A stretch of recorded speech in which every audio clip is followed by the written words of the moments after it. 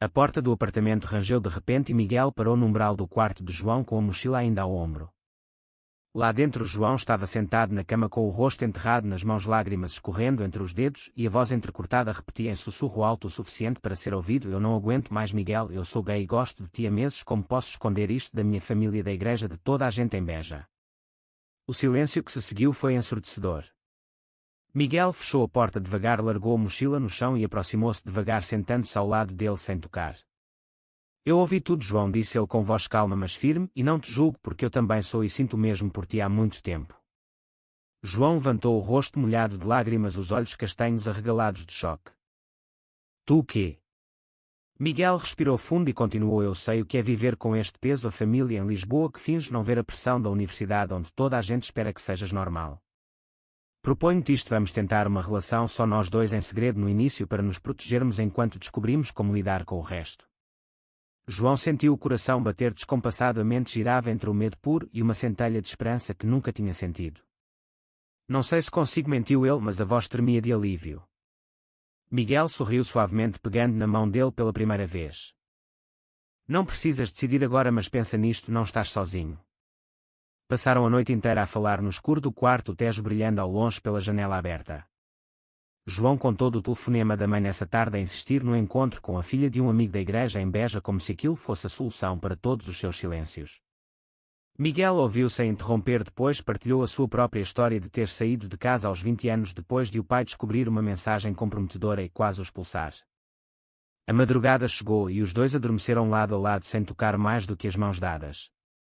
No dia seguinte acordaram com o sol a entrar forte e João sentiu pela primeira vez que talvez pudesse respirar. Caminharam juntos até à universidade em Arroios, fingindo ser apenas colegas de quarto, mas os olhares trocados diziam tudo. À tarde Miguel preparou um jantar simples no apartamento pequeno e João ajudou a cortar legumes, rindo nervoso quando os dedos se roçaram. A proposta estava feita e a relação começava a nascer, frágil mas real, no meio do caos da vida em Lisboa. João ainda sentia o peso da culpa católica a sussurrar que aquilo era pecado, mas o sorriso de Miguel fazia o mundo parecer menos escuro. Naquela primeira semana saíram para um passeio discreto pelo Jardim da Estrela, de mãos nos bolsos mas corações abertos. Miguel contava histórias engraçadas do trabalho como designer e João falava dos estudos de literatura com paixão contida. Cada conversa aproximava-os mais e João começou a imaginar um futuro onde não precisasse mentir tanto. No entanto, à noite, quando o telemóvel tocava com o número da mãe, o medo regressava forte. Ela perguntava sempre a mesma coisa: "Quando vens a Beja para conhecer a Ana?" João respondia evasivo e desligava com o peito apertado. Miguel via a mudança no rosto dele e abraçava-o por trás sem palavras. "Vamos devagar", prometia ele, mas João sabia que devagar não era opção para sempre. O preço de esconder começava a pesar já na alma. A relação secreta florescia em pequenos gestos que enchiam o apartamento de Arroios como a luz nova. Miguel preparava café todas as manhãs e deixava um bilhete simples no frigorífico com palavras que faziam João corar. João, por sua vez, organizava os livros de Miguel na estante e esperava ansioso pela hora em que ele voltava do estúdio. Num sábado chuvoso decidiram arriscar um jantar num restaurante pequeno perto do Tejo onde ninguém os conhecia. Sentaram-se num canto discreto e pela primeira vez falaram de planos futuros, sem medo imediato. "Eu quero acabar o curso e talvez lecionar", disse João olhando para o rio escuro. Miguel sorriu e apertou a mão dele por baixo da mesa. "Eu apoio-te em tudo, mas precisamos de ser cuidadosos com a tua família." O telefonema da mãe veio no dia seguinte, mais insistente do que nunca. "João, o teu pai quer que voltes para o Natal e traga alguém especial." A voz dela era doce mas carregada de expectativa. João mentiu dizendo que estava ocupado com exames e desligou com as mãos a tremer. Miguel viu e puxou-o para o sofá. "Não podes continuar assim para sempre." João explodiu em lágrimas. "Tu não entendes, a igreja, a família, toda a vida deles construída em torno de valores que eu destruo só por existir." A discussão durou horas e pela primeira vez Miguel mostrou a sua própria fragilidade. "Eu também tenho medo do que o meu pai diria se soubesse que estou com alguém agora." A noite terminou em silêncio reconfortante e João adormeceu nos braços dele, sentindo pela primeira vez que o amor podia ser refúgio. Na universidade o rumor começou subtilmente. Um colega de João comentou casualmente que o vira com Miguel mais próximo do que o normal. João negou rindo, mas o coração acelerou. Miguel tranquilizou à noite, mas a semente da dúvida estava plantada. Numa tarde de outono foram ao mirador da Senhora do Monte e ali debaixo do céu cinzento Miguel disse as palavras pela primeira vez. Eu amo-te, João. O momento foi perfeito até o telemóvel tocar outra vez. Era o pai de João, desta vez direto. Filho, a Ana vai a Lisboa na próxima semana, quer que a recebas como deve ser. João sentiu o mundo desabar.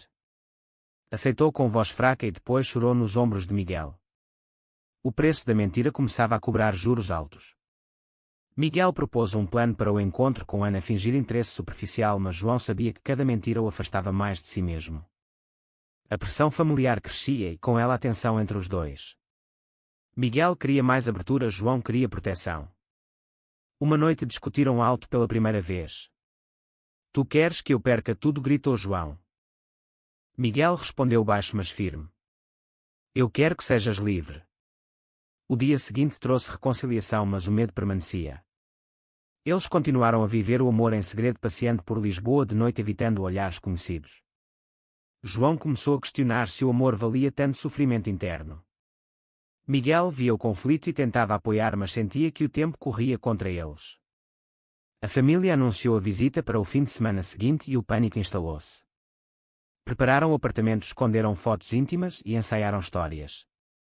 João mal dormia à noite pensando no que diria quando a mãe o olhasse nos olhos. Miguel segurava-o e sussurrava promessas, mas ambos sabiam que a prova estava a chegar. O drama interior de João atingia picos onde ele se questionava se Deus o abandonara ou se ele abandonara Deus. Cada beijo de Miguel era ao mesmo tempo salvação e condenação. A relação que começara como salvação tornava-se campo de batalha interno. A visita da família chegou num sábado cinzento de novembro.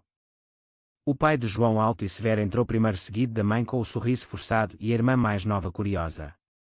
O apartamento parecia normal, mas o ar estava carregado. Miguel cumprimentou-os com educação, fingindo ser apenas o colega de quarto simpático. João sentia o suor nas mãos enquanto servia café. A mãe não perdeu tempo. E então, filho, conheces a Ana amanhã, não é? João acenou sem olhar para Miguel. Sim, mãe. O almoço correu tenso, com o pai a falar de valores familiares e da igreja em Beja. Miguel saiu para dar espaço, mas voltou cedo demais e encontrou João sozinho na cozinha com o rosto pálido. Eles suspeitam, disse João em pânico. Miguel abraçou-o rápido. Vamos aguentar. À noite, depois de a família ir para o hotel, a discussão explodiu. João acusou Miguel de não entender a pressão. Miguel rebateu que o segredo estava a destruí-los. Dormiram separados pela primeira vez. No dia seguinte, o encontro com Ana foi num café perto da universidade. Ela era simpática, mas João mal conseguia conversar. Miguel esperava em casa, roendo as unhas. Quando João voltou, contou tudo com voz cansada. Ela é boa pessoa, mas eu não consigo. A família prolongou a estadia e na quarta-feira o pai encontrou uma mensagem no telemóvel de João que Miguel enviara na noite anterior. Não era explícita, mas suficiente para levantar suspeitas. O confronto foi brutal. És como aqueles desviados, gritou o pai. João defendeu-se chorando. Miguel tentou mediar, mas foi expulso do apartamento temporariamente. A mãe chorava, dizendo que rezaria por ele. Quando a família partiu, João ficou destroçado. Miguel voltou e os dois choraram juntos. O segredo estava ameaçado e a traição veio de onde menos esperavam. Um amigo comum da universidade soube da discussão através de um colega e espalhou que João era gay. Os olhares na faculdade mudaram. Um grupo de estudantes conservadores comentou alto no corredor. João sentiu-se exposto nu perante o mundo. Miguel enfrentou um deles, mas isso só piorou as coisas.